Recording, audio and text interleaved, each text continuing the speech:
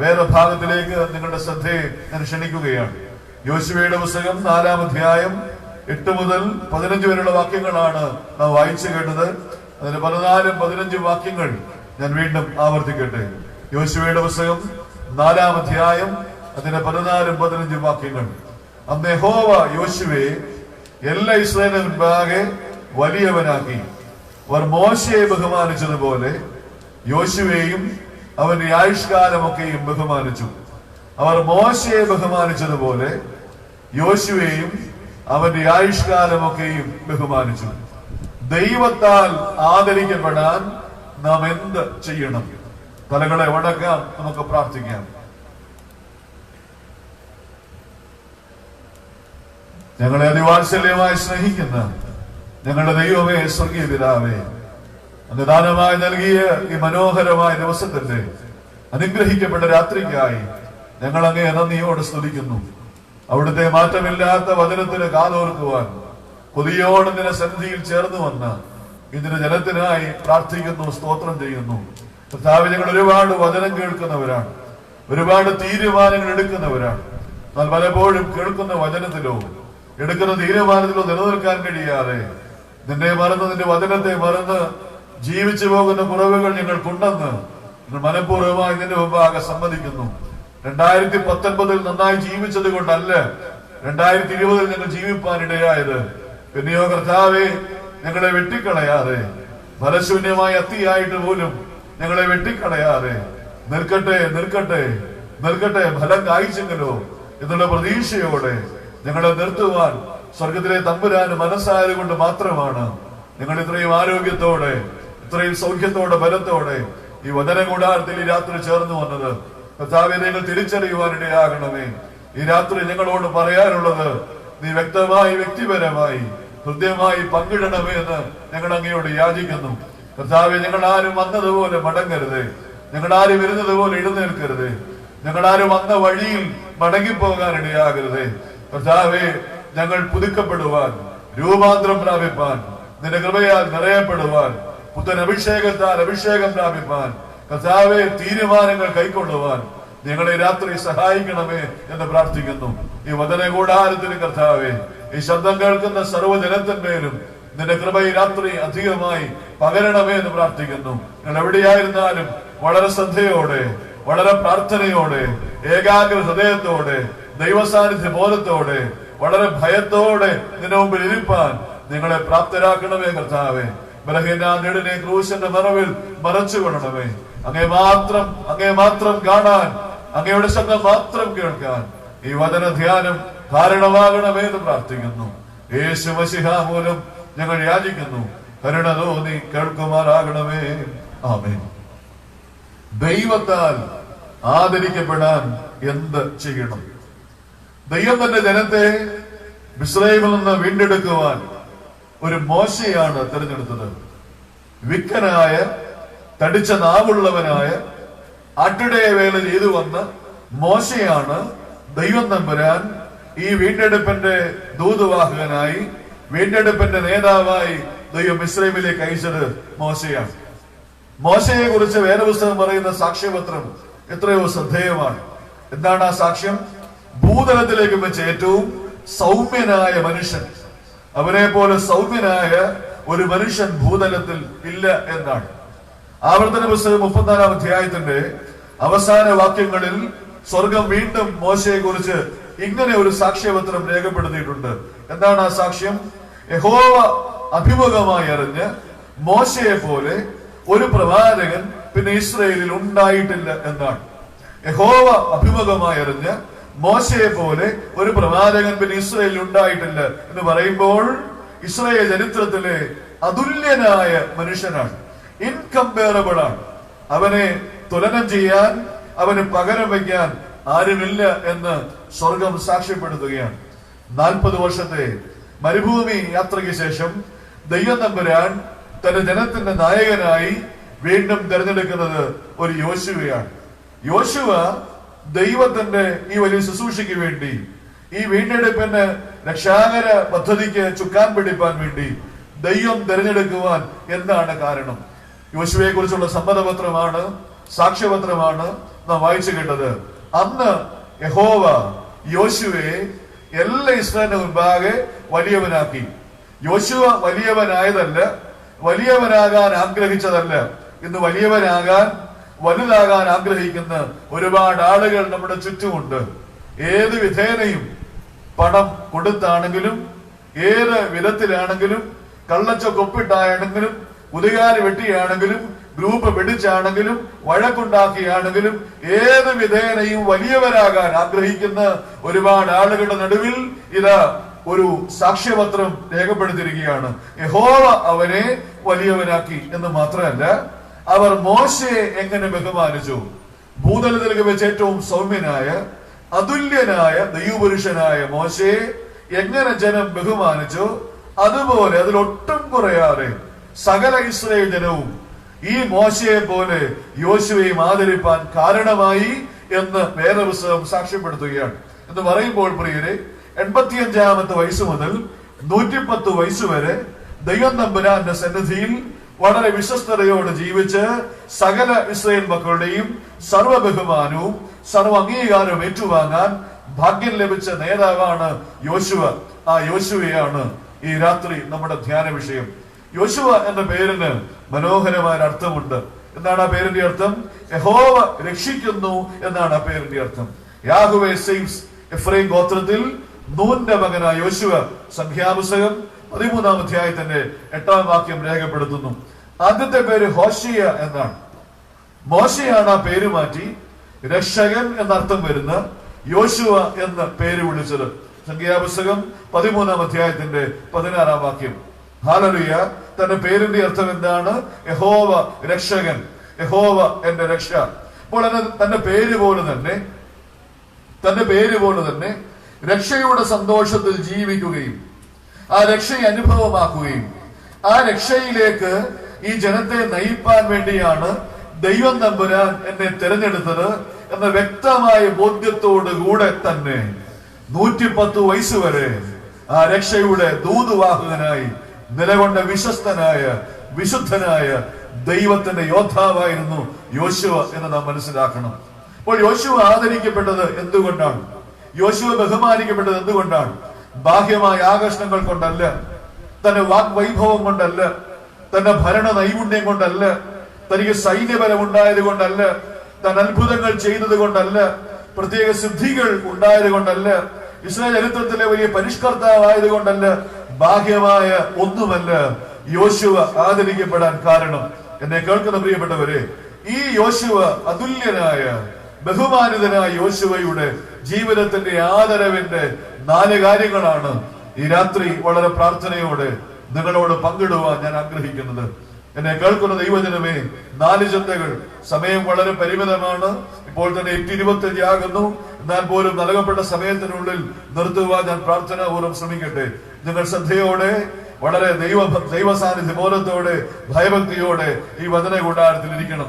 യോശുവ ആദരിക്കപ്പെടാൻ ഒന്നാമത്തെ കാരണം, അവൻ സമാഗമന കൂടാരത്തെ വിട്ടുപിരിയാതെ പാർത്തവനാണ്. He lived in the tabernacle of God. ദൈവത്തിന്റെ സമാഗമന കൂടാരം. പുറപ്പാട് പുസ്തകം 33-ാം അധ്യായം അതിന്റെ 11-ാമത്തെ വാക്യം മുതൽ നാം അത് വായിക്കുന്നു. ദൈവ സാന്നിധ്യത്തിന്റെ പ്രതീകമായി ഈ ജനതയുടെ യാത്രയിൽ വിട്ടുപിരിയാത്ത സാന്നിധ്യമായി യാത്ര ചെയ്ത് ദൈവത്തിന്റെ ടെമ്പിളാണ്, ദൈവത്തിന്റെ ആലയമാണ്, ദൈവ സാന്നിധ്യത്തിന്റെ പ്രതീകമാണ് സമാഗമന കൂടാരം. ശുശ്രൂഷയ്ക്ക് ആവശ്യമായ ശക്തി സംഭരിച്ച സ്ഥലം, ദൈവത്തിന്റെ അരുളപ്പാട് ദൈവത്തിന്റെ അഭിഷിക്തന്മാർ കേട്ട സ്ഥലം, സ്വന്തം കുറവുകൾ ദൈവമാകെ ഏറ്റുപറഞ്ഞ സ്ഥലം, ജനത്തിന്റെ പാപത്തിന്റെ പ്രായശ്ചിത്തത്തിന് വേണ്ടി യാഗങ്ങൾ അർപ്പിച്ച സ്ഥലം. ഹല്ലേലൂയ. ഇനിയുമുള്ള വഴിയാത്രയിൽ ദൈവം തമ്പുരാൻ വഴി പകർന്നു കൊടുത്ത സ്ഥലം. തന്റെ മുൻഗാമി ആരാണ്? മോശയാണ്. മോശ എങ്ങനെയാണ് ജീവിച്ചത്? യോശുവയ്ക്ക് അറിയാം. യോശുവ നന്നായി കണ്ടതാണ്.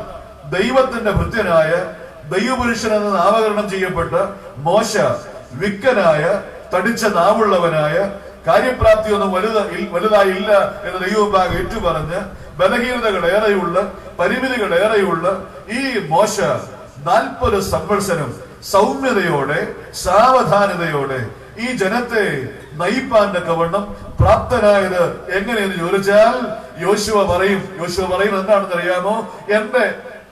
എന്റെ മുൻഗാമിയായ, എന്റെ നായകനായ, എന്റെ ഗുരുനാഥനായ മോശ എങ്ങനെയാണ് ഈ ജനത്തെ നയിച്ചതെന്ന് ചോദിച്ചാൽ അതെനിക്കറിയാം. എങ്ങനെ നയിച്ചു? അവൻ സമാഗമന കൂടാരത്തെ വിട്ടുപിരിയാതെ പാർത്തവനാണ്. സമാഗമന കൂടാരത്തിൽ നിന്ന് അവൻ ദൈവത്തോട് ഒരു സ്നേഹിതനെ പോലെ സംസാരിച്ചവനാണ്. ശുശ്രൂഷയ്ക്ക് ആവശ്യമായ ശക്തി സംഭരിച്ചത് സമാഗമന കൂടാരത്തിലാണ്. അങ്ങനെയെങ്കിൽ യോശുവ പറയുന്നു, മോശയ്ക്ക് പകരക്കാരനായി ദൈവം തമ്പുരാൻ എന്നെ നിയോഗിച്ചിരിക്കുമ്പോൾ എനിക്കും ആവശ്യമായത് ഈ സമാഗമന കൂടാരത്തിന്റെ ബലമാണ്.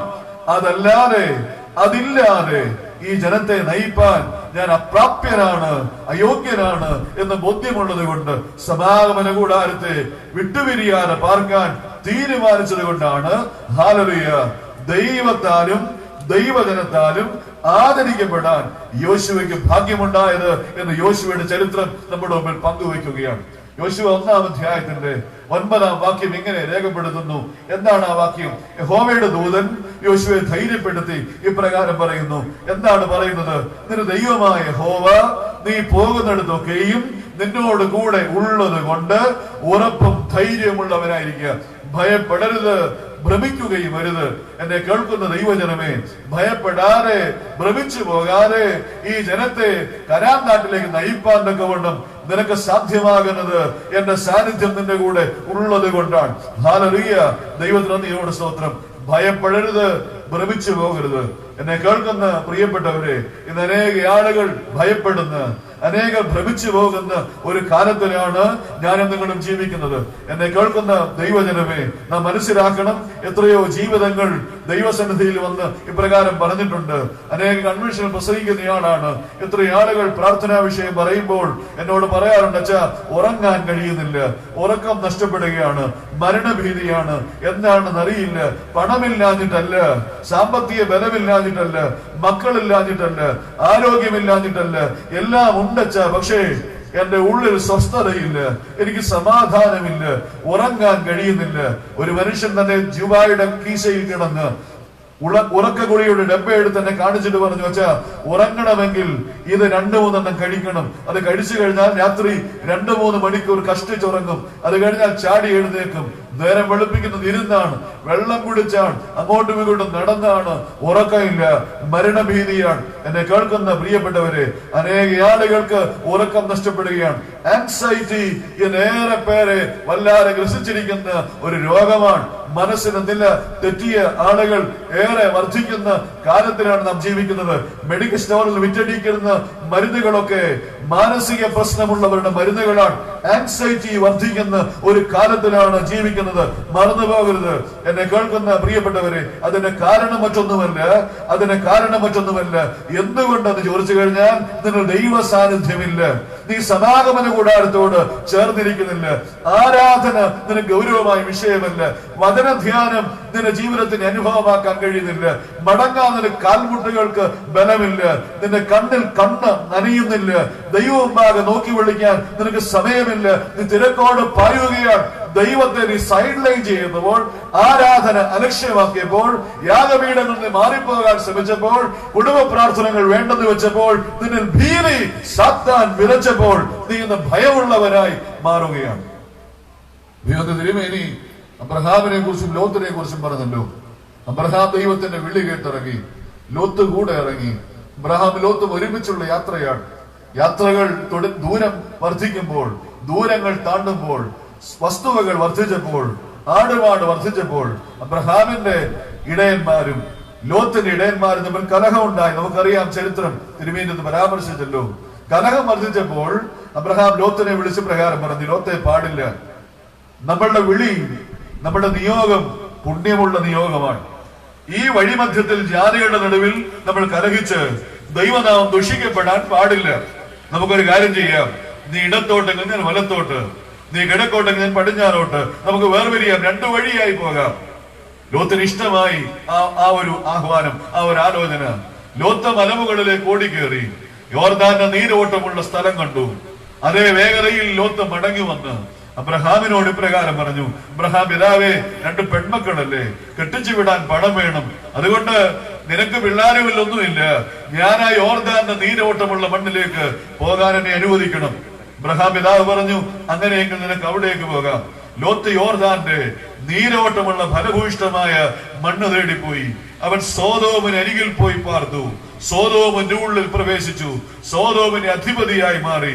എന്നെ കേൾക്കുന്ന ദൈവജനമേ, സോദോമിൽ എല്ലാം ആർജിക്കാമെന്ന്, എല്ലാം നിറവേറ്റാമെന്ന് ആഗ്രഹിച്ച് അബ്രഹാമിനെ വിട്ട്, യാഗപീഠങ്ങൾ വിട്ട്, കൂടാരവാസം വിട്ട്, ദൈവ സംസർഗം വിട്ട് ഓടിപ്പോയ മനുഷ്യനാണ് ലോത്ത്. അബ്രഹാം പിതാവ് ഇങ്ങേ വശത്ത്, ഇങ്ങേ വഴിയിൽ കൂടാരങ്ങളിൽ പാർക്കുകയാണ്. 15-20 മിനിറ്റ് കൊണ്ട് മടക്കിക്കൊണ്ട് ചുമലിൽ വെച്ച് കൊണ്ടുപോകാവുന്ന കൂടാരങ്ങൾ പാർത്ത മനുഷ്യൻ സമ്പത്തില്ലാഞ്ഞിട്ടല്ല, ദേശത്ത് വഹിക്കാൻ പറ്റാത്ത വിധം സമ്പന്നനായിരുന്നുവെന്ന് ഉൽപ്പത്തി പുസ്തകം സാക്ഷ്യപ്പെടുത്തുന്നു അബ്രഹാം പിതാവിനെ. അപ്രകാരം ജീവിച്ച് അബ്രഹാം പിതാവ് പാർത്തത് കൂടാരങ്ങളിലാണ്. ലോത്ത് സോദോമിന്റെ ഉള്ളിൽ പോയി പാർത്തു. നാളുകളേറെ കഴിയുന്നു. ലോത്തിനോട് ചോദിക്കാം, ലോത്തെ, എങ്ങനെയുണ്ട് നിന്റെ വ്യക്തി ജീവിതം? അബ്രഹാമിനെ വിട്ട്, കൂടാരവാസം വിട്ട്, യാഗപീഠങ്ങൾ വിട്ട്, ആരാധന വിട്ട്, സമ്പത്തിന് പിറകെ പോയി ലോത്തെ, നിന്റെ വ്യക്തി ജീവിതം എങ്ങനെയുണ്ട്? അബ്രഹാമിന്റെ കൂടെ കൂടാരങ്ങളിൽ പാർത്ത കാലങ്ങളിൽ സൂര്യൻ ഉദിച്ചുയർന്നാൽ പോലും ഉറക്കം മതിയാകാത്ത ലോത്തിന് ഇപ്പോൾ ഉറക്കമില്ല.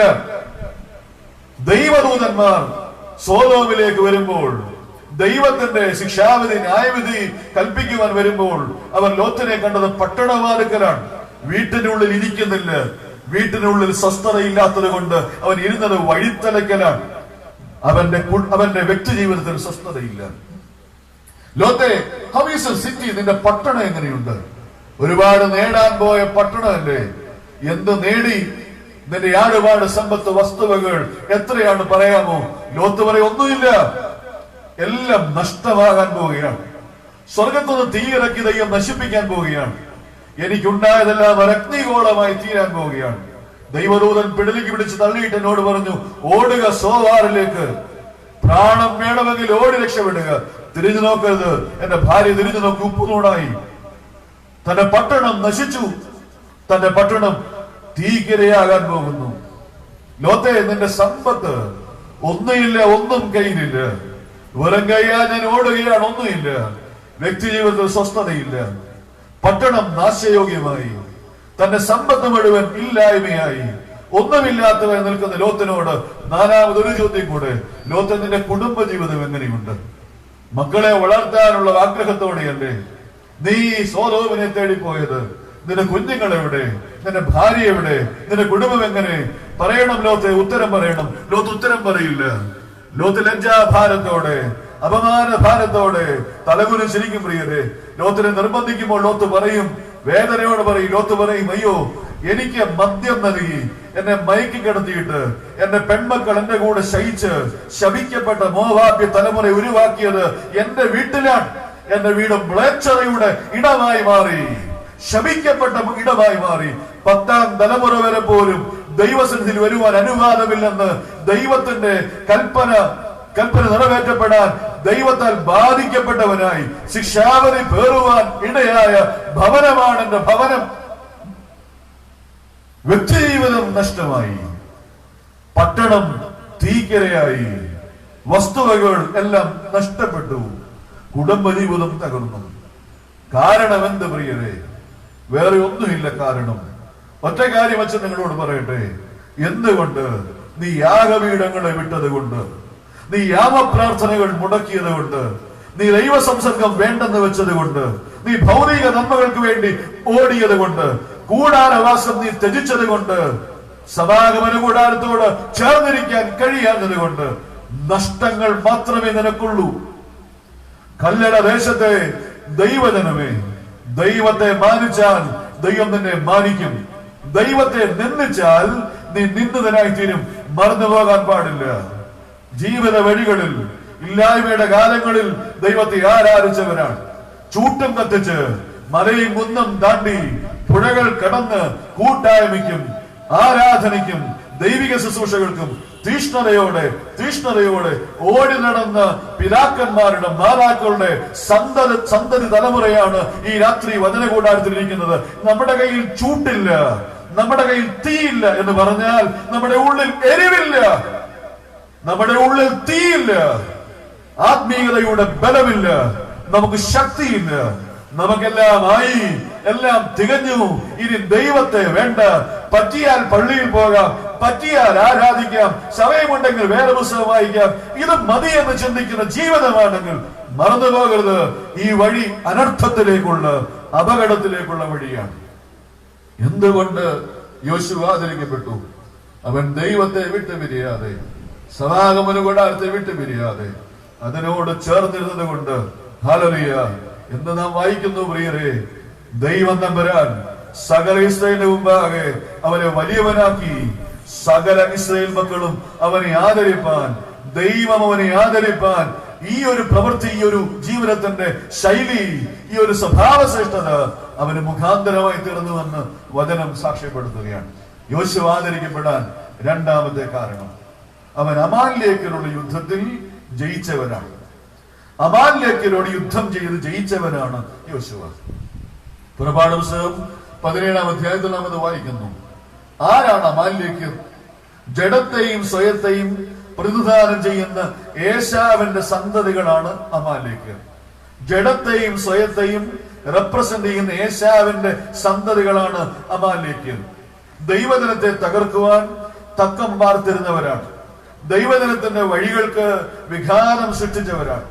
ദൈവജനത്തെ തോൽപ്പിക്കുവാൻ കൂടെ നിന്നവരാണ്. എന്നെ കേൾക്കുന്ന പ്രിയപ്പെട്ടവരെ, മോശെ ആദ്യമായി യോശുവയെ ഭരമേൽപ്പിച്ച ദൗത്യം എന്താണെന്ന് അറിയാമോ?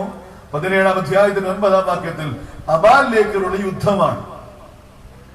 അമാലേക്കിലുള്ള യുദ്ധമാണ് മോശ യോശുവയ്ക്ക് തന്റെ പരിശീലന കാലങ്ങൾ നൽകിയ ഒന്നാമത്തെ ടാർഗറ്റ്, ഒന്നാമത്തെ ടാസ്ക്. അതാണ്. യോശുവ ആ യുദ്ധത്തിൽ ജയിച്ചു. പാപത്തോട് പോരാടി, ജഡത്തോട് പോരാടി, സ്വയത്തോട് പോരാടി 31 അമാലേക്ക് രാജാക്കന്മാരെയും ഒന്നിനു പിറകെ ഒന്നായി വാളിന്റെ വായ്ത്തലയാൽ കൊന്നൊടുക്കി ദേശം ജനത്തിന് കൈവശമാക്കി കൊടുത്ത ഭക്തനാണ് യോശുവ. അമാലേക്കരുടെ യുദ്ധം എന്ത് എന്ന് ചോദിച്ചാൽ, ഞാൻ വീണ്ടും ആവർത്തിക്കട്ടെ, അത് ജഡത്തോടുള്ള യുദ്ധമാണ്, സ്വയത്തോടുള്ള യുദ്ധമാണ്. ഈ യുദ്ധത്തിൽ നാം ഇന്ന് പരാജയപ്പെട്ടാൽ നാം മനുഷ്യനാൽ മാത്രമല്ല ദൈവത്താൽ പോലും നിന്ദിക്കപ്പെടാൻ കാരണമായി മാറും. നമുക്ക് യോഗ്യമല്ലാത്ത ലോകത്തിലാണ് ഞാനും നിങ്ങളും ജീവിക്കുന്നത്. ജഡത്തിന്റെ സ്വാധീനങ്ങൾ എന്ന് ശക്തമാണ്.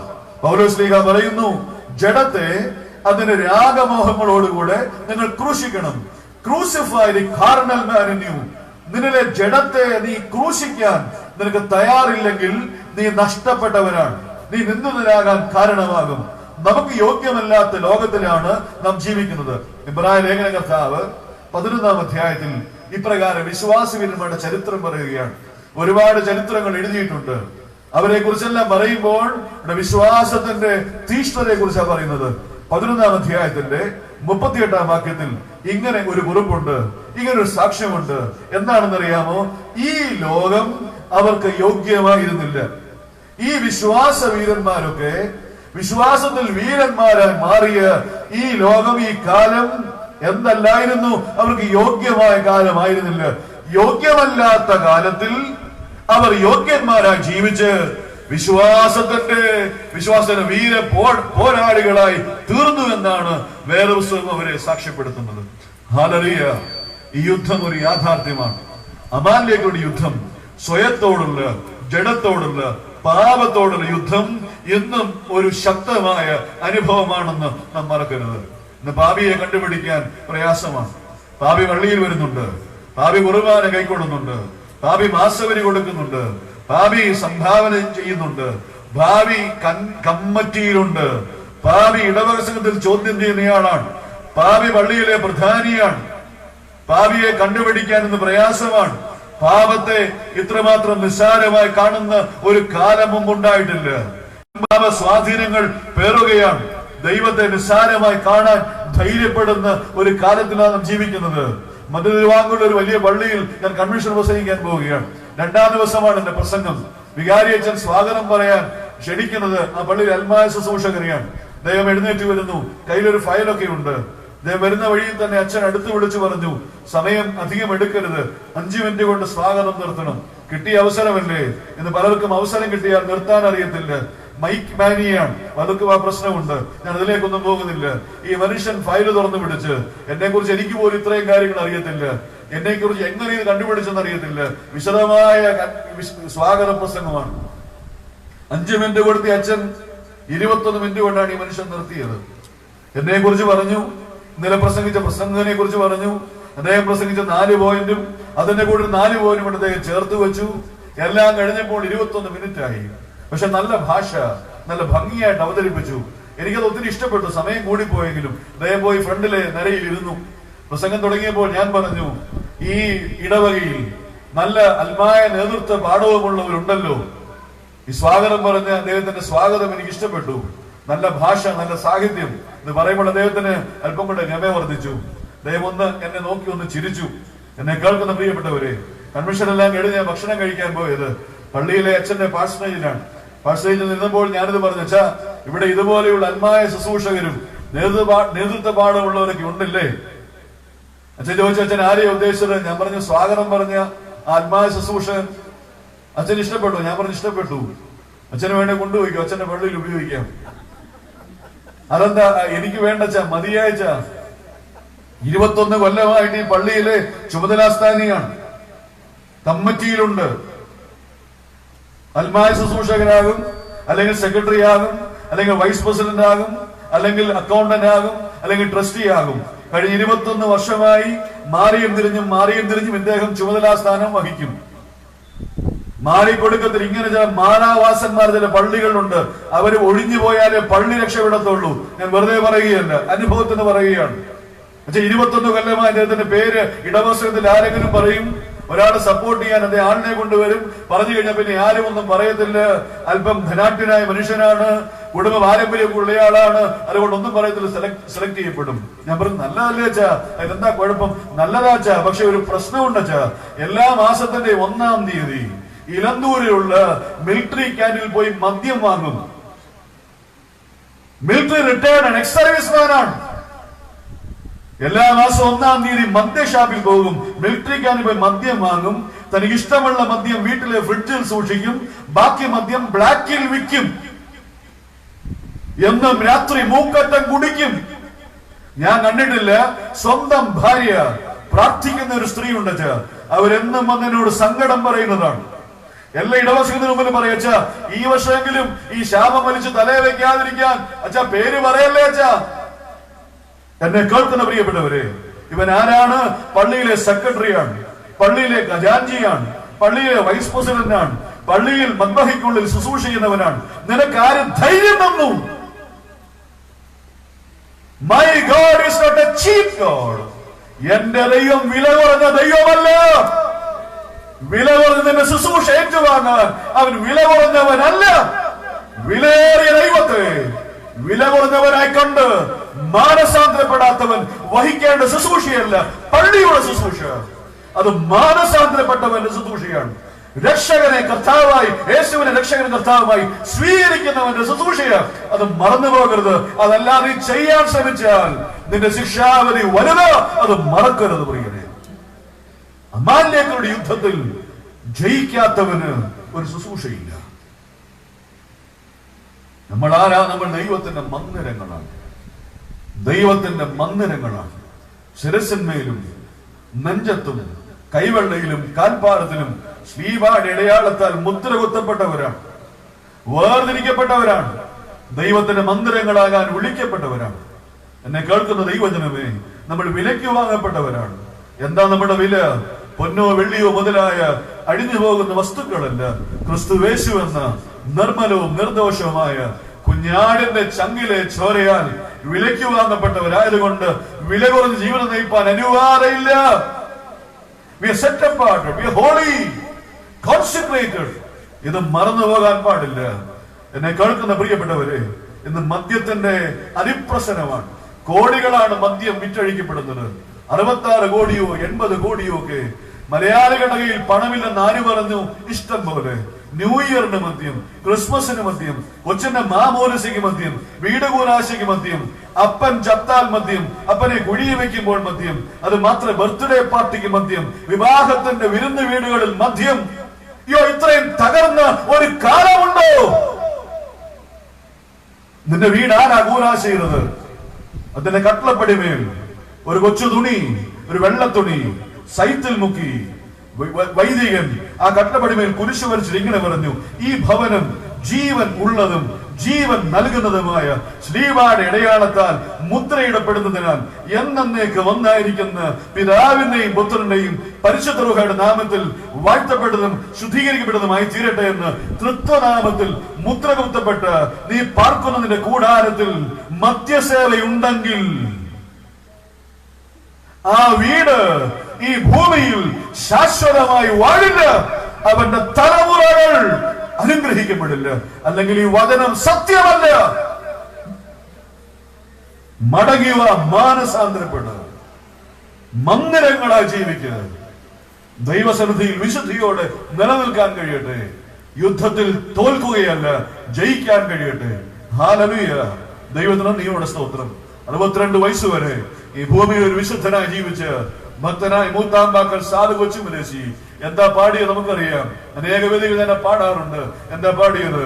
കർത്താവേ, വിശ്വാസ പോരിൽ തോൽക്കാരെന്നെ അവസാനത്തോളം നീ നിർത്തേണമേ. ആകാശ മേഘത്തിൽ കാഹളനാദത്തിൽ അണിയനും നിൻ മുൻപിൽ കാണേണമേ. കർത്താവേ, വിശ്വാസ പോരിൽ ഈ പോരാട്ടത്തിൽ തോറ്റുപോകാതെ നിൽക്കാൻ കഴിയുമ്പോൾ മാത്രമേ എനിക്കൊരു നിത്യതയുടെ അവകാശമുള്ളൂ. ഹല്ലേലൂയ. പാപത്തെ മറക്കരുത്, പാപത്തെ മൂടരുത്, പാപത്തെ നീതീകരിക്കരുത്. മദ്യപാനമാകാം, പുകവലിയാകാം, മയക്കുമരുന്നിന് ഉപയോഗമാകാം, ഒരുപക്ഷെ അവിശുദ്ധ ബന്ധങ്ങളാകാം, എനിക്കറിയില്ല. പോർണോഗ്രഫി ആകാം, ഇന്റർനെറ്റ് അഡിക്ഷൻ ആകാം. കുഞ്ഞുങ്ങളുടെ കയ്യിലൊക്കെ ഇന്ന് മൊബൈൽ ഉണ്ടല്ലോ, എന്തും കാണാം. പാവപ്പെട്ട അപ്പനും അമ്മയ്ക്കും അറിയില്ല, പാസ്വേഡ് ഇട്ട് പൂട്ടിയിരിക്കുകയാണ്. പാസ്വേഡ് ഇല്ലെങ്കിലും അപ്പനും അമ്മയ്ക്കും അറിയത്തില്ല. കോൾ വരുമ്പോൾ എടുക്കാൻ അറിയാം, അത് ഓഫ് ചെയ്യാൻ പോലും പലപ്പോൾ അറിയത്തില്ല. എന്നാൽ കുഞ്ഞുങ്ങൾക്ക് എല്ലാം അറിയാം, അതിവിദഗ്ധരാണ് അവർ. 1.5 GB 2 GB ഒരു ദിവസം അൺലിമിറ്റഡ്. എന്തും കാണാം, ഏത് എക്സ്റ്റന്റ് വരെ പോകാം.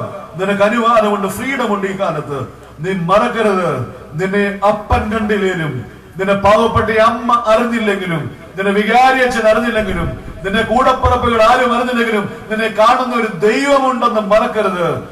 നീ റിമോട്ട് കയ്യിലെടുക്കുമ്പോൾ, നീ കമ്പ്യൂട്ടറിന് മുമ്പിൽ വിരലുകൾ പായിക്കുമ്പോൾ, നീ മൊബൈൽ കയ്യിലെടുക്കുമ്പോൾ മറക്കരുത് കുഞ്ഞെ, നിന്റെ കയ്യിൽ ഒരു സ്ലീബയുടെ അടയാളമുണ്ടെന്ന്. നിന്റെ കുഞ്ഞു പ്രായത്തിൽ 3 മാസം 6 മാസം പ്രായമുള്ളപ്പോൾ നിന്റെ കരത്തിൽ വൈദികൻ വിശുദ്ധ മൂറോൻ പൂശിയ ഒരു പാടുണ്ട്. വിശുദ്ധമാണിത്, വേർതിരിക്കപ്പെട്ടതാണ്. മറക്കരുത്.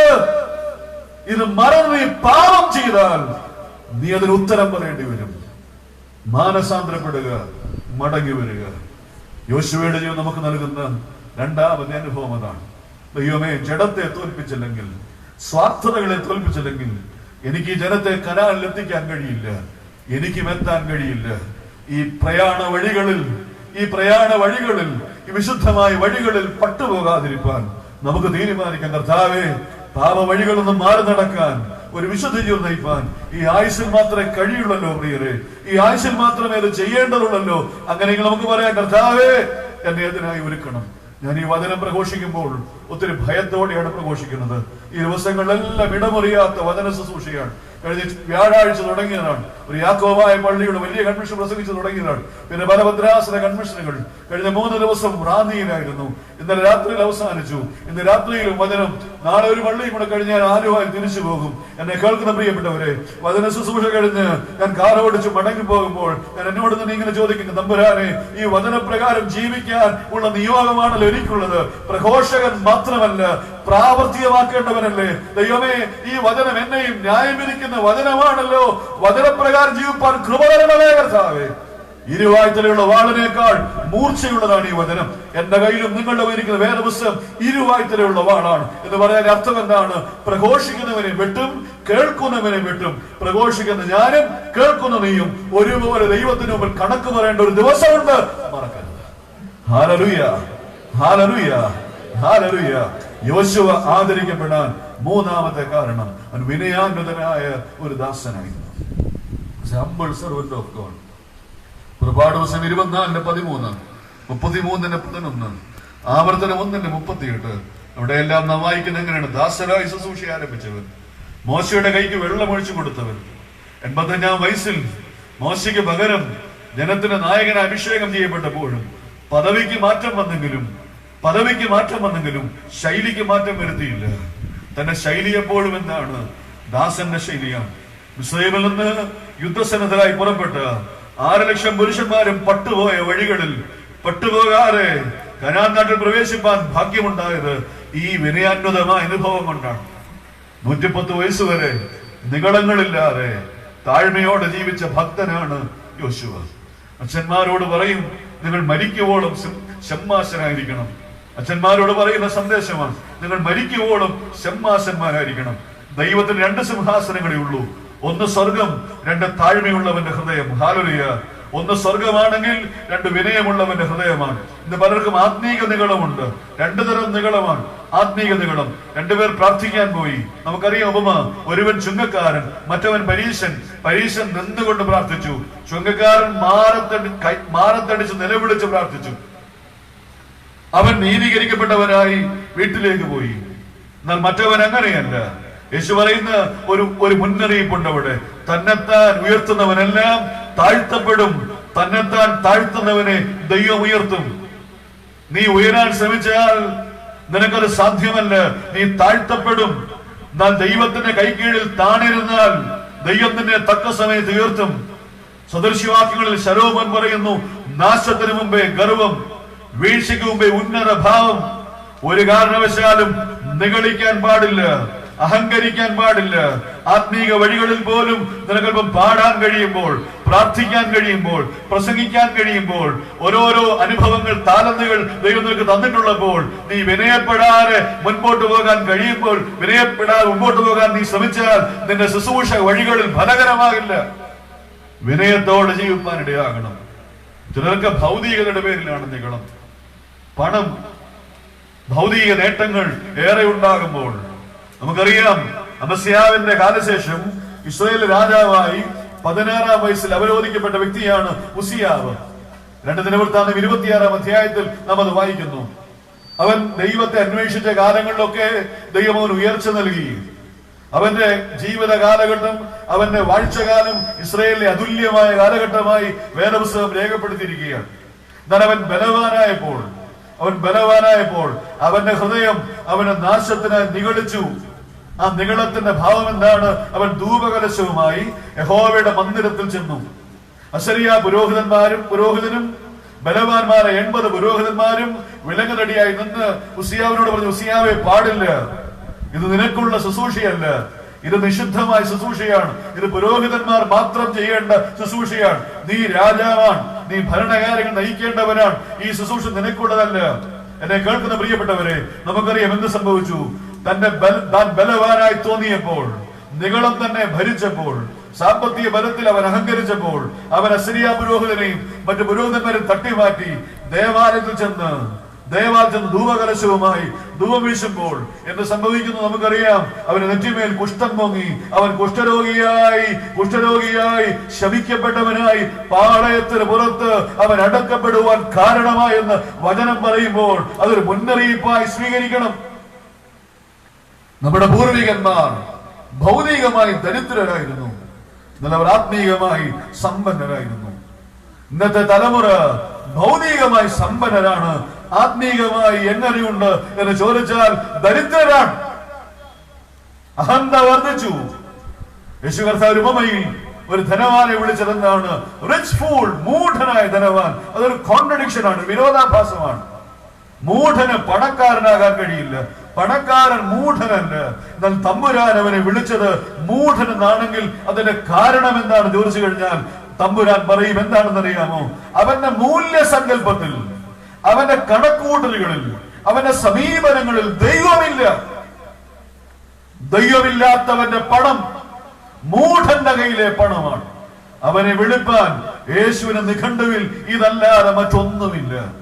അഹങ്കാരം വേണ്ട, നിഗളങ്ങൾ വേണ്ട, ശാഠ്യങ്ങൾ വേണ്ട. വിനയപ്പെടാൻ കഴിയട്ടെ പ്രിയരെ. ഒന്നുമില്ല. ഏത് മനുഷ്യനും ഉറച്ചു നിന്നാലും ഒരു ശ്വാസം മാത്രമാണ്. മനുഷ്യരൊക്കെ വെറും നിഴലായി നടക്കുന്നു. അവർ ധനം സമ്പാദിക്കുന്നു. ആരനുഭവിക്കുമെന്ന് അറിയുന്നില്ല. അഹന്തകൾ വേണ്ട. ദൈവപുരുഷന്മാരെ കണ്ടപ്പോൾ മമ്രയുടെ തോപ്പിലിരുന്ന അബ്രഹാം പിതാവ് ഓടിച്ചെന്നു. 99-ാമത്തെ വയസ്സിൽ ഓടിച്ചെന്ന് നിലം വരെ കുനിഞ്ഞു എന്ന് പറയുമ്പോൾ അബ്രഹാമിനെ കുനിയണമെങ്കിൽ മണ്ണ് മാറ്റണം. അതുപോലെ വിനയത്തോടെ നിന്ന് അബ്രഹാമിനെ ദൈവം വിശ്വാസവീരനായി ഉയർത്തി. വിനയപ്പെടാൻ കഴിയണം, നിഗളങ്ങൾ ഒഴിവാക്കണം. ഫെബ്രുവരി മാസം ഇനി എന്തെല്ലാം കാണാനിരിക്കുന്നു. പള്ളികളിലെല്ലാം ഇലക്ഷൻ കാലമാണ്. എന്തെല്ലാം ശാഠ്യങ്ങൾ വരാനിരിക്കുന്നു. ഏതെല്ലാം ഗ്രൂപ്പിസം നടക്കാൻ പോകുന്നു. ഏതെല്ലാം വഴക്കുകൾ വരാൻ പോകുന്നു. എത്ര കമ്മീഷനുകൾ ഇനി രൂപപ്പെടാൻ പോകുന്നു. എത്ര കേസുകൾ വരാൻ പോകുന്നു. കാരണം എന്താ? സ്വാർത്ഥത കൊണ്ട്, അഹന്ത കൊണ്ട്, വ്യക്തിവൈരാഗ്യങ്ങൾ കൊണ്ട്. ഇന്ന് അനേക ഇടവകളിൽ ദൈവകൃപ ചോർന്നു പോകുന്നു. ദൈവകൃപ ചോർന്നു പോകുന്ന ഇടവകൾ ഇന്ന് വർദ്ധിക്കുന്നു. വൈദികരുടെ നേരെ കരമുയർത്തരുത്.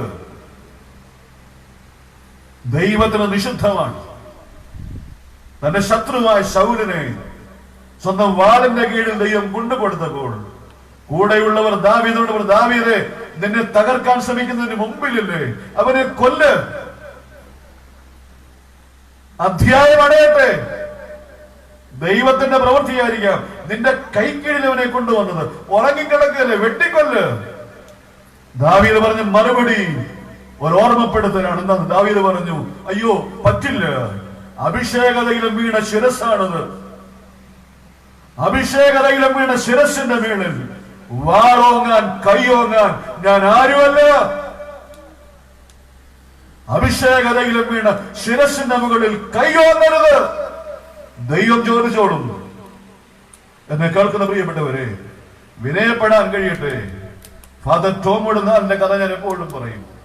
1 വർഷം 6 മാസം 8 ദിവസം യമനിലെ തീവ്രവാദികളുടെ പിടിയിൽപ്പെട്ടുപോയ ഫാദർ ടോമോട് നാലിൽ വിമോചിതനായപ്പോൾ പുറത്തിറങ്ങിയപ്പോൾ അദ്ദേഹം പറഞ്ഞൊരു വലിയ സന്ദേശമുണ്ട്. മാർച്ച് മാസം 13 ഞങ്ങളുടെ പള്ളിയിൽ വരുന്നുണ്ട്. ടോമോട് നാലിലച്ഛൻ നോമ്പ് ധ്യാനത്തിന് പ്രസംഗിക്കാൻ, ഇതിന് അനുഭവം പറയാൻ വേണ്ടി. എത്ര ഹൃദ്യമായ പെരുമാറ്റം ഫോണിലൂടെ സംസാരിക്കുമ്പോൾ തന്നെ. ജനതാ പറയുന്നറിയാമോ? 1 വർഷം 6 മാസം 8 ദിവസം യമനിലെ തീവ്രവാദികളുടെ പിടിയിലായിരുന്നു. എന്നെ കണ്ണ് മൂടിക്കെട്ടി ഓരോ ഗുഹകളിൽ എന്നെ മാറി മാറി കൊണ്ടുപോയി രഹസ്യ സങ്കേതങ്ങളിൽ പാർപ്പിച്ചു. ഞാൻ എല്ലാ ദിവസവും ഈ നാടുകളിൽ മുടങ്ങാതെ കുർബാന ചൊല്ലി. അപ്പവീഞ്ഞുകളില്ലാതെ ഈ 1 വർഷവും 6 മാസം 8 ദിവസവും കുർബാന ചൊല്ലിയ വൈദികനാണ് ഞാൻ. എന്നിട്ട് അച്ഛൻ പറയുന്നു, എല്ലാ ദിവസവും ഞാൻ പ്രാർത്ഥിക്കുമായിരുന്നു, എല്ലാവർക്കും വേണ്ടി പ്രാർത്ഥിക്കുമായിരുന്നു. എന്റെ കണ്ണ് മൂടിക്കെട്ടി സങ്കേതങ്ങൾ മാറി മാറി കൊണ്ടു നടക്കുന്ന ഈ തീവ്രവാദി സഹോദരങ്ങൾക്ക് വേണ്ടിയും ഞാൻ എന്നും പ്രാർത്ഥിക്കുമായിരുന്നു. എനിക്ക് ആരോടും പകയില്ല, എനിക്ക് ആരോടും വിദ്വേഷമില്ല. എന്നെ കേൾക്കുന്ന ദൈവജനമേ, നാം ഇത് പാഠമായി സ്വീകരിക്കണം. അപ്പവീഞ്ഞുകളില്ലാതെ കുർബാന ചൊല്ലിയ ടോമോട് നാലിലച്ഛന് എല്ലാവരോടും ക്ഷമിക്കാൻ കഴിഞ്ഞു. എല്ലാ ഞായറാഴ്ചയും അപ്പവീഞ്ഞുകൾ സ്വീകരിച്ച് വിശുദ്ധ കുർബാന കൈക്കൊള്ളുന്ന മാർത്തോമാ സഭയിലെ വിശ്വാസ സമൂഹമേ, നമുക്കിന്നും പലരോടും ക്ഷമിക്കാൻ കഴിയുന്നില്ലെങ്കിൽ, നമുക്കിന്നും പലരോടും പൊറുക്കാൻ കഴിയുന്നില്ലെങ്കിൽ, നമുക്കിന്നും പലരോടും അനുരഞ്ജനപ്പെടാൻ കഴിയുന്നില്ലെങ്കിൽ, കൂടപ്പുറപ്പുകളോട് ഇന്നും അകന്നിരിക്കുന്നുവെങ്കിൽ, സ്വന്തം അപ്പനെ കണ്ടാൽ മിണ്ടാത്ത അനുഭവമാണെങ്കിൽ, സ്വന്തം സഹോദരങ്ങളോടുള്ള ബന്ധം നാളുകളായി വിച്ഛേദിച്ചു പോയെങ്കിൽ, സ്വന്തം ഭാര്യാഭർത്ത ബന്ധങ്ങളിൽ അലോസരങ്ങൾ ഉണ്ടെങ്കിൽ, അയലുകാർ തമ്മിൽ അതിരിന്റെ പേരിൽ, വസ്തുവിന്റെ പേരിൽ ഒരു കമ്പ് ചാഞ്ഞു കിടക്കുന്നതിന്റെ പേരിൽ നാളുകളായി പിണങ്ങിയിരിക്കുന്നുവെങ്കിൽ, നീ കഴിക്കുന്ന കുർബാന അയോഗ്യമായി കഴിക്കുന്ന കുർബാനയാണ്. പൗലോസ് പറയുന്നു, അയോഗ്യമായി അപ്പം തിന്നുകയും പാനപാത്രം കുടിക്കുകയും ചെയ്താൽ നീ ഭക്ഷിക്കുന്നത് അപ്പമല്ല, പാനപാത്രമല്ല, ശിക്ഷാവിധിയാണ്. ശാരീരത്തിന്റെ ഭാഷയല്ല, വചനത്തിന്റെ സന്ദേശമാണ്. സ്നേഹമില്ലെങ്കിൽ ഏതുമില്ല. പ്രവചനപരമുണ്ടായാലും ഭാഷാപരമുണ്ടായാലും ജ്ഞാനമുണ്ടായാലും ശരീരത്തെ ചുടുവാന്റെ കൊണ്ടുള്ള വിശ്വാസമുണ്ടെങ്കിലും സ്നേഹമില്ലെങ്കിൽ നീ മുഴങ്ങുന്ന ചെമ്പ്, ചിലമ്പുന്ന കൈത്താളം. ഒന്നിലും നിഗളങ്ങൾ വേണ്ട. സമരസപ്പെടാം പ്രിയരെ, അനുരഞ്ജനപ്പെടാം, ചേർന്ന് നിൽക്കാം, ചേർത്ത് പിടിക്കാം, സ്നേഹിക്കാം, ക്ഷമിക്കാൻ തയ്യാറാകാം. അതല്ലേ ഒരു ഭക്തന്റെ ലക്ഷണം. അവിടെയല്ലേ ദൈവം തന്നെ ആദരിക്കാൻ പോകുന്നത്. നമ്മുടെ ബലം കൊണ്ടല്ല നാം ഇവിടെ ഇരിക്കുന്നത്. രാവിലെ ഉണർന്നത് പള്ളിയിലെ പാട്ട് കേട്ടത് കൊണ്ടല്ല. നാം രാവിലെ ഉണർന്നത് ഭർത്താവ് വിളിച്ചത് കൊണ്ടല്ല. രാവിലെ നാം ഉണർന്നത് നമ്മുടെ ഭാര്യ വിളിച്ചത് കൊണ്ടല്ല, അമ്മ വിളിച്ചത് കൊണ്ടല്ല, ഉണരുന്ന ശീലമുള്ളത് കൊണ്ടല്ല. ഓ, സങ്കീർത്തനകാരൻ പറയുന്നു, ഞാനോ കിടന്നുറങ്ങി, ഓ യഹോവ എന്നെ താങ്ങുകയാൽ. ഹല്ലേലൂയ. ഫലശൂന്യമായ അത്തിയായി എന്നെ താങ്ങാൻ സ്വർഗത്തിലെ ദൈവത്തിൽ നിന്നും മനസ്സായത് കൊണ്ട്, എന്നെ വെട്ടിക്കളയാത്തത് കൊണ്ട് മാത്രമാണ് ഈ രാത്രി ഞാൻ ആരോഗ്യത്തോടെ ഈ വചനം കൂടാൻ തിരിക്കുന്നതെങ്കിൽ വിനയപ്പെടണം പ്രിയരെ. ഹല്ലേലൂയ. ഒരു ചിന്തയും കൂടെ പറഞ്ഞ് അവസാനിപ്പിക്കാം. യേശുവയുടെ ജീവിതം നമുക്ക് നൽകുന്ന നാലാമത്തെ ആദരവിന്റെ അടയാളം. അപവാദമേൽക്കാത്ത കുടുംബജീവിതത്തിന്റെ ഉടമയായിരുന്നു യോശുവ. അപവാദമേൽക്കാത്ത കുടുംബജീവിതം. 24-ാം അധ്യായം യോശുവയുടെ അന്ത്യവചനങ്ങളാണ്.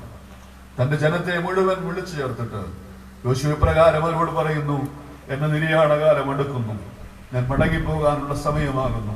എന്നാൽ നിങ്ങൾ ഇനിയും ജീവിക്കുകയാണ്. ഈ കനാൻ നാട്ടിൽ നിങ്ങൾ ജീവിക്കുമ്പോൾ എനിക്ക് നിങ്ങളോട് പറയാൻ ഒറ്റ കാര്യം മാത്രമേ ഉള്ളൂ. നിങ്ങൾ ദൈവത്തിന് വിശ്വസ്തതയും വിശുദ്ധിയുമുള്ള ജനമായി പാർക്കണം. 24-ാം അധ്യായം നിങ്ങൾ വായിച്ചാൽ മതി. നിങ്ങൾ ദൈവത്തിന് വിശ്വസ്തതയും വിശുദ്ധിയുമുള്ള ജനമായി പാർക്കണം. ദൈവത്തിന് വിശ്വസ്തതയും വിശുദ്ധിയുമുള്ള ജനമായി നിങ്ങൾ പാർക്കുവാൻ നിങ്ങൾക്കൊരു മാതൃക ആവശ്യമാണെങ്കിൽ നിങ്ങൾ വേറെ ആരെയും നോക്കണ്ട.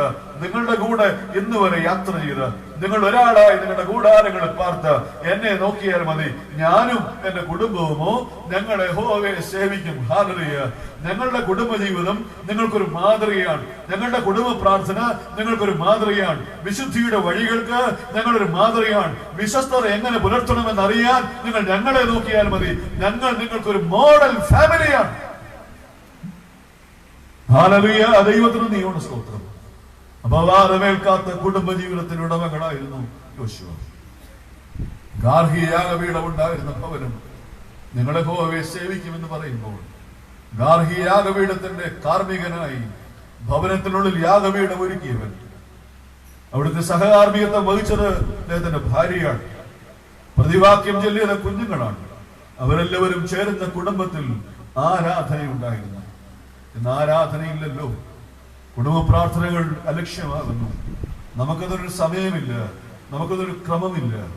എന്നെല്ലാം 6:30 മണി 7 മണി മുതൽ 10:30 മണി വരെ നമ്മളിങ്ങനെ ടിവിയുടെ മുമ്പിലാണ്. പഴയ സീരിയലിന്റെ പേര് അച്ഛൻ അറിയത്തുള്ളൂ. അനിയത്തി, ബാലാമണി, അമ്മത്തോണി, താലി, മിന്ന്. നിങ്ങൾ വിചാരിക്കും അച്ഛൻ ഇതെല്ലാം കാണുന്നതാണ്. ചെങ്ങന്നൂരിരിക്കുന്ന സമയത്ത് ആ സെന്ററിൽ ഒരു വീട്ടിലൊരു മരണം നടന്നു. ഒരു അമ്മച്ചി. ഇന്നത്തെ കാലത്തെ ഒരു സീരിയലാണ് എന്റെ മാനസപുത്രിക്ക്. ചിരിക്കുന്നു, കണ്ടിട്ടുണ്ട്. അത് തീരെ 5 മിനിറ്റ് ആയപ്പോൾ കറണ്ട് പോയി. അമ്മച്ചിക്ക് ആദ്യം കയറി BP ഷൂട്ട് ചെയ്തു. പിള്ളേരെ അവധിക്ക് നാട്ടിൽ വന്ന സമയമാണ്. ഇരുന്ന കസേര നടപടിയിൽ ഒരു താഴെ വീണു. പിള്ളേരെടുത്ത് കാറ് കയറ്റി സെഞ്ചുറി ഹോസ്പിറ്റലിൽ കൊണ്ടുപോയി. ഹോസ്പിറ്റലിന്റെ വാതിക്കൽ കാഷ്വാലിറ്റിയിലൂടെ കയറിയതും അമ്മച്ചിയുടെ പ്രാണൻ പറന്നുപോയി. എന്റെ മാനസപുത്രിക്ക് വേണ്ടി രക്തസാക്ഷിയായ ഒരു അമ്മച്ചി മാർത്തമ്മ സഭയിലുണ്ട് കേട്ടോ. നിങ്ങൾ എവിടാന്ന് ചോദിക്കരുത്, പോയി കണ്ടുപിടിക്കാൻ ശ്രമിക്കരുത്. എങ്ങനെ ഭർത്താവിനെ കബളിപ്പിക്കണം, എങ്ങനെ ഭാര്യ അറിയാതെ പരസ്ത്രീയെ സ്നേഹിക്കണം, എങ്ങനെ വീട്ടിലെ അപ്പനെ അടിച്ച് പുറത്താക്കണം, എങ്ങനെ അമ്മയെ വൃദ്ധമന്ദിരത്തിൽ അടയ്ക്കണം, എങ്ങനെ കുടുംബ കോടതിയിൽ കേസ് നടത്തണം, എങ്ങനെ പിള്ളേരെ വഴിയാധാരമാക്കണം. ഇതല്ലാതെ നിന്റെ കുടുംബജീവിതത്തിന് ഭദ്രത നൽകുന്ന, ബലം പകരുന്ന, അർത്ഥം നൽകുന്ന ഏതെങ്കിലും ഒരു സീരിയൽ നിങ്ങൾ കാണുന്നെങ്കിൽ എന്നോട് പറ. ഞാൻ ഈ പരിപാടി നിർത്തി ഞാനും അത് കാണാം. ഞാൻ നിങ്ങളെ ചലഞ്ച് ചെയ്യുന്നു. ഇല്ല, ഇതിന്റെ മുമ്പിൽ പടച്ചുകുത്തിയിരിക്കാൻ ഒരു മടിയില്ല. ദൈവവചനം ഏകാഗ്രമായി വായിക്കാൻ സമയമില്ല. പ്രാർത്ഥിക്കാൻ സമയമില്ല. വാട്സപ്പിൽ തോണ്ടി ഇരുന്ന് എത്ര തോണ്ടിയാലും മതിയാകാത്ത വിധത്തിൽ തോണ്ടുന്ന ഒരുപാട് കുഞ്ഞുങ്ങളുണ്ട്. കമന്ന് കിടക്കുകയാണ്, തല കുനിച്ച് കിടക്കുകയാണ് അതിനകത്ത്. എന്നെ കേൾക്കുന്ന പ്രിയപ്പെട്ടവരെ, ഭവനങ്ങളിൽ ആരാധനകളില്ല, യാഗപീഠങ്ങൾ ഇന്ന് പണിയപ്പെടുന്നില്ല, അവിടെ കാർമികരില്ല, സഹകാർമികത്വം വഹിക്കുന്നവരില്ല, പ്രതിവാക്യം പറയാൻ മക്കളില്ല. ഞാൻ പലയിടത്തും പറഞ്ഞൊരു അനുഭവം പറഞ്ഞ് ആ ഭാഗം ഞാൻ അവസാനിപ്പിക്കുകയാണ്. കുന്നംകുളം യൂണിയൻ കൺവെൻഷനാണ്. ആ കൺവെൻഷൻ പ്രസംഗിക്കുന്നു. 2-ാം ദിവസം പ്രസംഗം കഴിഞ്ഞിട്ട്, ഉച്ച കഴിഞ്ഞുള്ള സെഷൻ കഴിഞ്ഞിട്ട് വൈകിട്ടത്തെ 7 മണിക്കുള്ള യോഗം, അതിനു മുമ്പുള്ള സമയം, ആ കൺവെൻഷന്റെ സംഘാടകൻ റോയി സാറ് എന്നോട് പറഞ്ഞു, വെച്ചാൽ ഇവിടെ അടുത്തൊരു വീട് വരെ പോകാൻ, അച്ഛൻ എന്റെ കൂടെ ഒന്ന് വരണം. ആ വീട്ടിൽ സുഖമില്ലാത്ത 2 കുഞ്ഞുങ്ങളുണ്ട്, ഒന്ന് പ്രാർത്ഥിക്കാൻ വേണ്ടിയാണ്. ഞാൻ ആ സാറിന്റെ കൂടെ പോയി. ഇവിടെ ചെന്നപ്പോൾ കണ്ടു ഹൃദയഭേദകമായ കാഴ്ച. 2 കുഞ്ഞുങ്ങൾ. മൂത്ത മകൻ സജിമോൻ, 35 വയസ്സ് പ്രായം. അവനാണ് വാതിൽ തുറന്ന് ഇറങ്ങി വന്നതിനെ പിടിച്ചകത്ത് കൊണ്ടുപോയത്. മേരി ചേച്ചി അകത്ത് നിൽപ്പുണ്ട്, പെറ്റതള്ളയാണ്. ഞാൻ ചോദിച്ചു, ചേച്ചി എത്ര മക്കളാണ്? 3 മക്കളാണ് ചാ. ഇത് മൂത്ത മകനാണ്. ജനിച്ച് 9 മാസമായപ്പോൾ നിമോണിയ വന്ന് തലച്ചോറിനെ ബാധിച്ച് അവൻ ബുദ്ധിമാന്ദ്യമുള്ള പൈതലായി മാറിയതാണ്. 2ാമത്തെ മകൾ കുടുംബമായിട്ട് വേറെ പാർക്കുന്നു. 3ാമത്തെ ഒരു മോളും കൂടി ഉണ്ട്. ഞാൻ ചോദിച്ചു, എവിടെയാണ്? അകത്തെ മുറിയിലുണ്ട് ചാ. എന്നെ കൂട്ടിക്കൊണ്ട് അകത്തെ മുറിയിലേക്ക് പോയി. മോളെ വിളിച്ചു, സേമ മോളെ. അവൾ കണ്ണു തുറന്നു, പതുക്കെ എഴുന്നേൽക്കാൻ തുടങ്ങി. അമ്മയൊന്ന് സഹായിച്ചു. അവൾ എന്നെ കണ്ടു, സന്തോഷം. അമ്മ പറഞ്ഞു, വെച്ചാൽ മോൻ ജനിച്ചിട്ട് 9 വർഷം കഴിഞ്ഞ് ജനിച്ച പൈതലാണ്. ഒരുപാട് പ്രാർത്ഥിച്ചു. ഈ കുഞ്ഞിന് പക്ഷെ 9-ാം മാസം നിമോണിയ വന്നു, തലച്ചോറിനെ ബാധിച്ചു. അവളും ബ്രെയിൻ ഫീവർ വന്നു. അവളും ബുദ്ധിമാന്ദ്യമുള്ള പൈതലായി മാറി. 3 മക്കളിൽ 2 പേരും ബുദ്ധിമാന്ദ്യമുള്ള കുഞ്ഞുങ്ങളാണ്. ഇപ്പോഴേക്ക് താവൂതിയേട്ടൻ വന്നു. കുന്നംകുളം കൺവെൻഷനിലെ ഗായക സംഘത്തിന്റെ അംഗമാണ്. കുന്നംകുളം പട്ടണത്തിൽ സൈക്കിളിൽ പോയി പത്രം വിതരണം ചെയ്യുന്ന പത്രം വിതരണക്കാരനാണ്. പത്രം ഏജന്റല്ല. അദ്ദേഹം ഓടിക്കളിച്ച് സൈക്കിളിൽ ചവിട്ടി വന്നു. ഞാൻ ഈ വീട്ടിലേക്ക് വരുന്നത് ആരോ പറഞ്ഞതനുസരിച്ച് അദ്ദേഹം വന്ന് കൈകൂപ്പി നിൽക്കുകയാണ്. മീനു ചേച്ചി ഈ അനുഭവങ്ങളെല്ലാം പറഞ്ഞു. ഞാൻ ഈ കുഞ്ഞുങ്ങളെ മാറി മാറി നോക്കി. എഴുന്നേറ്റൊരു പാട്ട് പാടി. ഈ കുഞ്ഞുങ്ങളുടെ 2 പേരും ശിരസിൽ കൈവച്ച് പ്രാർത്ഥിച്ചു. പ്രാർത്ഥന കഴിഞ്ഞപ്പോൾ മേരി ചേച്ചി കരയുന്നത് കണ്ടു. ഞാൻ ചേച്ചി എന്തിനാ കരയുന്നത്? ചേച്ചി പറഞ്ഞു, വെച്ചാൽ ഒത്തിരി സന്തോഷമായി. അച്ഛാ, എന്റെ വീട്ടിൽ ഒരുപാട് വർഷങ്ങൾക്ക് ശേഷമാണ് ഒരു വൈദികർ വന്ന് എന്റെ കുഞ്ഞുങ്ങളുടെ ശിരസിൽ കരം വെച്ച് പ്രാർത്ഥിക്കുന്നത്. അതിന്റെ സന്തോഷം കൊണ്ട് കരഞ്ഞു പോയതാണ്. ഞങ്ങൾ ഒത്തിരി സന്തോഷം അനുഭവിക്കുന്ന ഒരു വീടാണ്. എനിക്കത് മനസ്സിലാക്കാൻ പറ്റിയില്ല. ഞാൻ ചോദിച്ചു, ചേച്ചി എന്താ പറഞ്ഞത്? ഞങ്ങൾ ഒരുപാട് സന്തോഷം അനുഭവിക്കുന്ന ഒരു വീടാണ്. ബുദ്ധിമാന്ദ്യമുള്ള 2 കുഞ്ഞുങ്ങളുള്ള വീട്, ഞങ്ങൾ ഒരുപാട് സന്തോഷം അനുഭവിക്കുന്ന വീടാണെന്ന്. കെട്ടുകഥയല്ല പ്രിയരെ. മേരി ചേച്ചി പറയുന്ന വെച്ചാൽ മുറിയുടെ മൂലയ്ക്കുള്ള പായ കണ്ടോ? ഒരു വലിയ പായ ഞാൻ കണ്ടു. അച്ഛാ, ഈ പായ ഞങ്ങളുടെ പ്രാർത്ഥനാ പായയാണ്. എന്റെ ഭർത്താവ് 4 മണിക്ക് പത്രം വിതരണത്തിന് പോകും. 5:45 മടങ്ങി വരും. വന്നാൽ കുളിച്ചു വൃത്തിയായി 6 മണിക്ക് ഞങ്ങൾ ഇരുവരും പായ വിരിച്ച് 2 വശത്തിരിക്കും. പാട്ട് തുടങ്ങുമ്പോൾ ഞങ്ങളുടെ കുഞ്ഞുങ്ങൾ എഴുന്നേറ്റ് വരും. ബലഹീനരാണ് ചാ, ബുദ്ധിമാന്ദ്യമുള്ള കുഞ്ഞുങ്ങളാണ്. മരുന്ന് കഴിഞ്ഞാണ് പലപ്പോഴും കിടക്കുക. എന്നാലും പാട്ട് കേൾക്കുമ്പോൾ എഴുന്നേറ്റ് വന്ന് ഈ പായയിൽ അവർ മുട്ടുമടക്കും. 2 പാട്ട് പാടും. ഞങ്ങൾ വേദഭാഗങ്ങൾ വായിക്കും. ഞാനും ദാവൂദിയേട്ടനും പ്രാർത്ഥിക്കും. 6 മണിക്ക് പ്രാർത്ഥന തുടങ്ങിയാൽ 7 മണിക്ക് അവസാനിക്കും. വൈകിട്ട് 8 മണി ഒരു സമയമുണ്ടെങ്കിൽ വീണ്ടും ഈ പായ വിരിക്കും. വെച്ച് പാട്ട് തുടങ്ങുമ്പോൾ നിങ്ങളുടെ കുഞ്ഞുങ്ങൾ വിളിക്കാതെ പറയാതെ തന്നെ എഴുന്നേറ്റ് വരും. ബുദ്ധിയുള്ള കുഞ്ഞുങ്ങളല്ല, ബുദ്ധിമാന്ദ്യമുള്ള മക്കൾ എഴുന്നേറ്റ് വന്ന് ഈ പായിൽ മുട്ടുമടക്കും. വെച്ച് കരങ്ങൾ കോർത്തു പിടിച്ച് ഞങ്ങൾ പ്രാർത്ഥിക്കും. ഹല്ലേലൂയ, ദൈവത്തിന് നീയോട് സ്തോത്രം. എന്നിട്ട് മേരി ചേച്ചി പറയുകയാണ്, ഈ ആരാധന കൊണ്ടാണ്, ഈ പ്രാർത്ഥന കൊണ്ടാണ് ഞാൻ ഇന്നുവരെ പരാതി പറയാതെ 35 വർഷമായി ഈ കുഞ്ഞുങ്ങളുടെ കൂടെ സന്തോഷത്തോടെ പാർക്കുന്നത്. ഈ പ്രാർത്ഥനാ നൽകുന്ന ബലം കൊണ്ടാണ്. വെറുതെ പറയുകയല്ല. ഹല്ലേലൂയ. കഴിഞ്ഞ മുമ്പത്തെ വർഷം ഞാൻ വീണ്ടും കുന്നംകുളത്ത് പോയപ്പോൾ ഈ വീട്ടിൽ പോയി കുഞ്ഞുങ്ങളെ വീണ്ടും കണ്ടു. മേരി ചേച്ചി അപ്പോഴും നല്ല പുഞ്ചിരിയോടെ ദൈവകൃപയോട് പറയുന്നു, വെച്ചാ തളർന്നിട്ടില്ല. ഇന്നും ആ പായാണ് ഞങ്ങളുടെ ബലം. ഹല്ലേലൂയ. എന്നെ കേൾക്കുന്ന കല്ലടയിലെ വിശ്വാസ സമൂഹമേ, അച്ഛനൊരു കാര്യം ചോദിക്കട്ടെ. നിങ്ങളുടെ വീട്ടിൽ കുടുംബ പ്രാർത്ഥനയില്ലാത്തത്, ഒരു ക്രമമില്ലാത്തത്, പ്രാർത്ഥന പായില്ലാത്തത്, പ്രാർത്ഥിക്കുമ്പോൾ നിങ്ങളുടെ കുഞ്ഞുങ്ങൾ കൂടെ മുട്ടുമടക്കാത്തത്, നിങ്ങൾക്കൊരു സമയം വേർതിരിപ്പാൻ കഴിയാത്തത്, എല്ലാം സ്വിച്ച് ഓഫ് ചെയ്ത് മൊബൈലും ഇന്റർനെറ്റും ഒക്കെ മാറ്റിവെച്ചിട്ട് ഏകാഗ്രതയോടെ ദൈവസന്നിധിയിൽ ഈ യാഗപീഠത്തിൽ ഇരിപ്പാൻ കഴിയാത്തത് ബുദ്ധി കൂടിപ്പോയത് കൊണ്ടാണോ? ഉത്തരം പറയണം. ബുദ്ധിമാന്ദ്യമുള്ള മക്കൾ പാർക്കുന്ന കുന്നംകുളത്തെ ഭവനത്തിൽ ഇന്ന് രാത്രിയിലും ആരാധന നടന്നു. യോശുവ പറയുന്നു, എന്റെ കുടുംബ ജീവിതം എന്റെ കുടുംബ പ്രാർത്ഥന നിങ്ങൾക്ക് മാതൃകയാണ്. ഉണ്ടാകട്ടെ പ്രിയരെ. ഒരു പായ വിരിക്കാൻ കഴിയട്ടെ, ഒരു സമയം സെറ്റ് ചെയ്യാൻ കഴിയട്ടെ, ഏകാഗ്രമായി പ്രാർത്ഥിപ്പാൻ, ചേർന്നിരിപ്പാൻ കഴിയട്ടെ, പ്രാർത്ഥിക്കുമ്പോൾ കരങ്ങൾ കോർത്തു പിടിക്കാൻ കഴിയട്ടെ, മക്കളും ചേർന്നിരിപ്പാൻ കഴിയട്ടെ, എല്ലാവരും പ്രാർത്ഥിക്കട്ടെ. യാഗപീഠങ്ങളുള്ള ഭവനങ്ങളായി കല്ലടയിൽ എല്ലാ ഭവനങ്ങളും തീരട്ടെ. ഹല്ലേലൂയ. ദൈവത്തിന് നീയോട് സ്തോത്രം. നിത്യതയുടെ ദർശനത്തിന് യോശുവ ഒരു മാതൃകയാണ്. 110 വയസ്സ് വരെ ജീവിച്ച് പിതാക്കന്മാരെ പോലെ നിദ്ര പ്രാപിച്ചവനാണ്. അവകാശ ഭൂമിയിൽ അടക്കം ചെയ്യപ്പെട്ടവനാണ് യോശുവ. അവകാശ ഭൂമിയിൽ ജീവിതം അവസാനിപ്പാൻ, വാഗ്ദത്ത നാട്ടിൽ ജീവിതത്തെ പൂർത്തിയാക്കാൻ ഭാഗ്യം ലഭിച്ചവന്റെ പേരാണ് യോശുവ. ഹല്ലേലൂയ. എന്റെ ദൈവത്തിന് നീയോട് സ്തോത്രം. ദ്വാരക മാർത്തോമ ഇടവകയിൽ വികാരിയായിരിക്കുന്ന സമയത്ത് വാഹന അപകടത്തിൽപ്പെട്ട് ദൈവസന്നിധിയിലേക്ക് മടങ്ങിപ്പോയ ഒരു വൈദികൻ നിങ്ങൾക്കറിയാം, മാത്യു തോമസ് അച്ഛൻ. കുമ്പനാട് വട്ടക്കോട്ടയിൽ മാർത്തോമ ഇടവക അംഗമാണ്. പാഴ്സയിൽ നടക്കുന്ന ഒരു പ്രാർത്ഥനയ്ക്ക് അച്ഛൻ കൊച്ചമ്മയും കൂടെ സ്നാക്സ് വാങ്ങാൻ പോയി. നേരത്തെ ഓർഡർ ചെയ്ത സ്നാക്സ് കൊച്ചമ്മ പുറകിൽ നിന്ന് പിടിക്കണം. അച്ഛൻ ബൈക്ക് ഓടിക്കുകയാണ്. ദ്വാരക പള്ളിയിൽ നിന്ന് പാഴ്സയിൽ നിന്ന് പോവുകയാണ്. സ്നാക്സ് വാങ്ങാൻ പോകുന്ന വഴിയിലാണ് ഒരു വലിയ ലോറി തട്ടി അച്ഛന്റെ ശരീരത്തിലുള്ള ലോറി കയറി ഇറങ്ങി. ഇന്റേണൽ ഓർഗൻസ് എല്ലാം വല്ലാതെ ഗുരുതരമായി ബാധിക്കപ്പെട്ട് കൊച്ചമ്മ തന്നെ ധൈര്യം സംഭരിച്ച് ഓട്ടോറിക്ഷയിൽ കയറ്റി ഈ അച്ഛനെയും കൊണ്ട് അടുത്തുള്ള പ്രൈവറ്റ് ഹോസ്പിറ്റലിൽ പോയി. ഡോക്ടർ ഉടൻ തന്നെ ഇന്റൻസീവ് കെയറിലോട്ട് അഡ്മിറ്റ് ചെയ്തു. ഡോക്ടർ നോക്കിയിട്ട് പറഞ്ഞു, പ്രതീക്ഷയ്ക്ക് വകയില്ല, ഇന്റേണൽ ഓർഗൻസ് എല്ലാം തകർന്നു പോയി, എന്ത് ചെയ്യണമെന്ന് അറിയത്തില്ല, ശ്വാസമുണ്ട്, മൃദുവായി ഞരക്കങ്ങളൊക്കെ ഉണ്ട്. പക്ഷെ ഉടൻ തന്നെ ഫോൺ എടുത്ത് അടുത്തുള്ള ആളുകളെ, പള്ളിക്കാരേക്ക് വിളിച്ചു കൂട്ടി. എല്ലാവരും അരമണിക്കൂറിനുള്ളിൽ പള്ളി ആ ഹോസ്പിറ്റൽ നിറച്ച ആളുകളാണ്. മണിക്കൂറുകൾ കഴിയുമ്പോൾ ഡോക്ടർ കൊച്ചമ്മയുടെ അടുക്കൽ ചെന്ന് ഇങ്ങനെ പറഞ്ഞു കൊച്ചമ്മയോട്. എന്താ പറഞ്ഞതറിയാമോ? ഇനിയും അടുത്തു തന്നെ നിൽക്കണം. കൊച്ചമ്മ അച്ഛന്റെ അടുക്കൽ ചേർന്ന് നിന്നു. അച്ഛന്റെ കയ്യിൽ പിടിച്ചു. കുടുംബ പ്രാർത്ഥനയ്ക്ക് അച്ഛൻ എപ്പോഴും പാടുന്ന അച്ഛനേറെ ഇഷ്ടമുള്ളൊരു പാട്ടുണ്ട്, എൻ ക്രിസ്തൻ യോദ്ധാവാകുവാൻ. 380ാമത്തെ ഗീതമാണെന്ന് തോന്നുന്നു ക്രിസ്തീകൃതത്തിൽ. ചേർന്നേ ഞാൻ സൈന്യത്തിൽ, തൻ ദിവ്യ വിളി കേട്ടു ഞാൻ, ദൈവാത്മശക്തിയാൽ നല്ല പോർ പൊരുതും ഞാൻ. മനോഹരമായ പാട്ട്. അച്ഛൻ മിക്കവാറും കുടുംബ പ്രാർത്ഥനയ്ക്ക് പാടുന്ന പാട്ടാണ്. അച്ഛമ്മേച്ചന്റെ വലത് കൈയിൽ മുറുക്കി പിടിച്ചിട്ട് ഈ പാട്ട് അവിടെ നിന്നുകൊണ്ട് പാടി. ഹല്ലേലൂയ. രണ്ടാമത്തെ ചാൻസ് പൂർത്തിയാകുമ്പോൾ അച്ഛന്റെ കയ്യിൽ അടുത്തു, അച്ഛൻ കൈവിട്ടു, ഈ ലോകത്ത് നിന്ന് മാറ്റപ്പെട്ടു.